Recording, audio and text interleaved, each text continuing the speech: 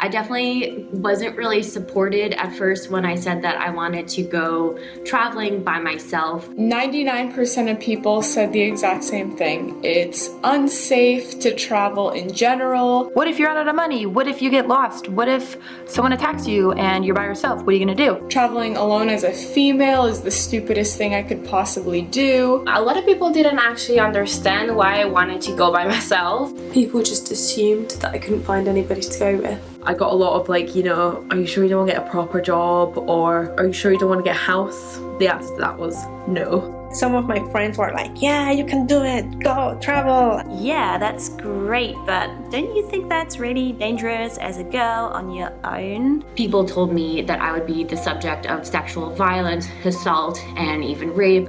And actually my mom did tell me to go find that boyfriend and go with him. So I didn't do that. I've always wanted to travel the world, meet new people, learn about different cultures.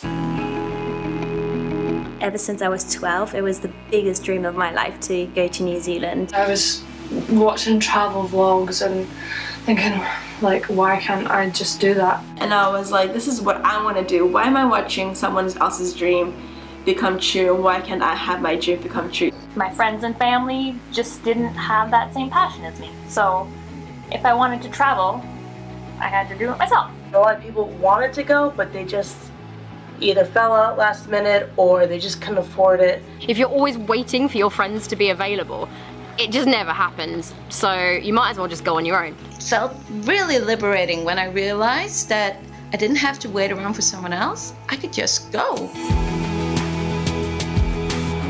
Sometimes I get really worried when I do travel with friends because I'm like, oh, I'd have to accommodate them and their needs and wishes. I mean, I have a lot of good friends, but sometimes it is difficult for you to find someone who has the same interests like you. Whereas when you're traveling by yourself, you know, every day is exactly what you want to do. Which is why, yeah, when people asked if they could come with me, I was kind of like, well, you know, it's quite expensive, and I was honest and kind of said, well, I kind of want to go alone. I just wanted to feel like empowered by myself, and like I didn't have to rely on someone else while traveling to feel happy or safe or secure.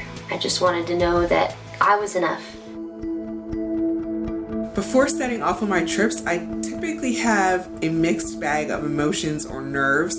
I felt fine for months and months, and then weeks before I started traveling, I was so scared. I don't think it really hit me that I was going away until I got to the airport. I was shitting it. And then I just suddenly had this realization of, what the am I doing? I don't know what I'm doing. There's always a little bit of apprehension, like you don't know what's going to happen, you kind of stepping off into the unknown. I was pretty panicked and stressed. Would I meet anyone? Like, what if nobody likes me? What if I didn't like it there? I think a good way to sort of overcome that is have a good book or download some shows on Netflix to distract yourself. I had the fellowship here to keep me company. Of course, I prepare everything in advance, like I make a proper research, you know. I feel better and safer about where I am if I know everything. Know where your hotel is, how you're getting there from the airport. I joined a Facebook travel group that allowed me to have access to so much information. People are sharing tips and information all the time. Because I did that, I was feeling a little bit better and less nervous about the whole trip. So the biggest challenge I had to overcome while traveling was definitely the fear of myself and the fear of feeling lonely and falling into a big dark black hole. When you're by yourself, you know, I always pick the hostel with a really nice big open common room that you can see people hanging out in. Being a solo traveller means you're going to have to approach people, go up to them and, you know, start making conversations. Talk to people because I'm sure there's a lot of other females and males in your position. There's gonna be so many women that are also traveling by themselves. Ask them a question like, hey, what can I do since I'm by myself? And they're like, come, join us and we're gonna become your new friends for the next trip. Sometimes you're by yourself, you do have to just make yourself do stuff. Some of the hostels I stayed in were awesome because we'd arrange trips within the hostel that weren't necessarily that expensive, but you could sign up to them, and it meant you got to know people in your hostel. You meet so many people and get prepared to talk a lot about yourself. One of the biggest things about traveling alone is that you're never really alone. Within a week, you'll have all these friends, you'll have already have all these memories, and you realize you don't really know what you were worried about the whole time. So the biggest challenge I would say would be before the trip, convincing my parents that this is what I needed to do and just making them comfortable with me leaving. I don't think I officially told my dad that I was going to Europe until after I had already booked my plane ticket.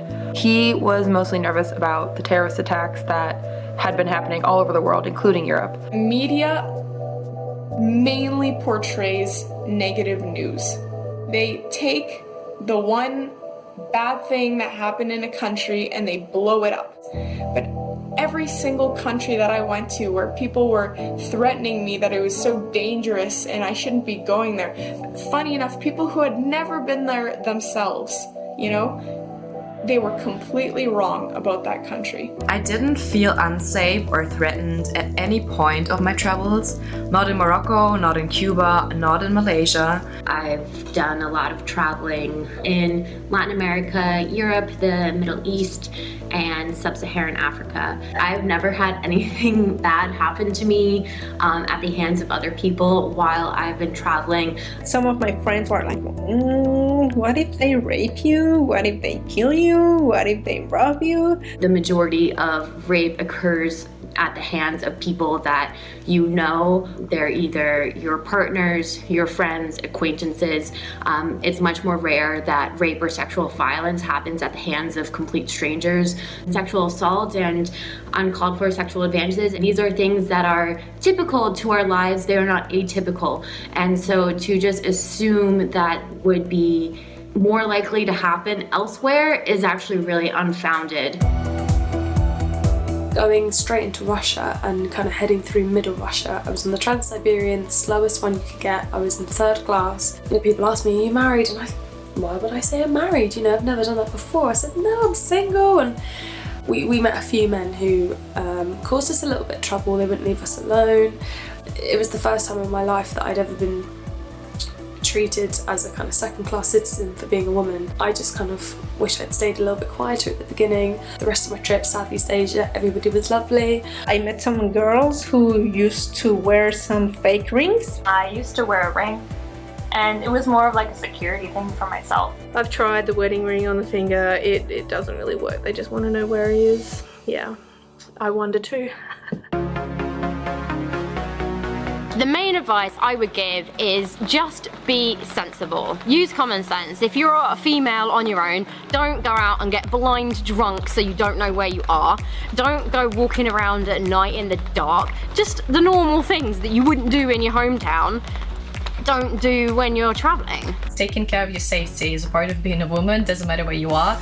So even in your home country, in your home city, you already are thinking about your safety first. Don't let those fears of what could happen hold you back. Just go for it, do it, because 99.9% of the time you will be absolutely fine. As long as you have your common sense and just listen to your gut, so it's fine. I think it's really easy to just kind of be that person that says, oh, you should just jump in and just do it, you'll never regret it. But for some people that's not easy. You can't just, if you've never done anything like that before, it's kind of like a big wall or a big personal hurdle. The best advice I would give would be start small. First, take maybe just a little small weekend trip by yourself in your home country. I went to Los Angeles for 1 week before my big trip. I stayed in a hostel for the first time in my life. And then you kind of start getting over little hurdles as you go along. You will get used to it and you'll see that you will meet people, you won't be alone. It's all a learning curve. I'm learning not just about the world, but about yourself and what you're capable of as a human being. If you're still really worried about it as well, do group tours. Initially I thought, well, going on a group tour, does that not defeat the point of being a solo traveller and having that experience? Not at all. There are many companies doing them, and they have different concepts, they're for different age groups and different budgets. I went to India and I joined a group tour that went around Rajasthan. Out of a group of 17 people, I think there were 8 or 9 of us who were solo female travellers. It was also at the very start of my trip, so it was a nice kind of way to ease myself in. It takes the stress a bit away from you as well, because sometimes you stress a bit about like kind of meeting people. I can tell the more I travel, the more I want to travel, and you can never get enough. If you feel like you want to go out there and go traveling on your own, just do it. Don't listen to anyone. Making that decision, that initial decision, is probably going to be the hardest part. The actual traveling part is not as hard as some people seem to think. Don't let anyone else like put doubts in your mind that because you're a girl, like you can't do it. Like that's not the day and age we live in anymore. Go. Just do it. Book the plane ticket and go. Just do it. 100% do it. Just do it. Go for it. Don't be afraid. Push past that wall of fear and see what you're made of. I think it's gonna be great for you. You're gonna feel like Wonder Woman and like you can do anything. It's great. It changes the way you view the world. Your self-confidence will go through the roof. You'll meet so many new friends. You would not just explore another country in another continent, you would really find out a great deal about yourself. After the first trip, you will feel so proud of yourself. You just have to trust yourself that you're gonna be fine, and yourself is enough company. That's really what it's all about, just gaining that sort of self-empowerment. You're not in this world to live up to other people's expectations, right? And if this is what makes you happy, then go travel. And I'm so glad I did, because it changed my life, as cliche as that is. You have to take the bad with the good. But when you come home and you look at the overall trip, you are so happy you went and you experienced what you did. So get out there, buy that ticket, and just go.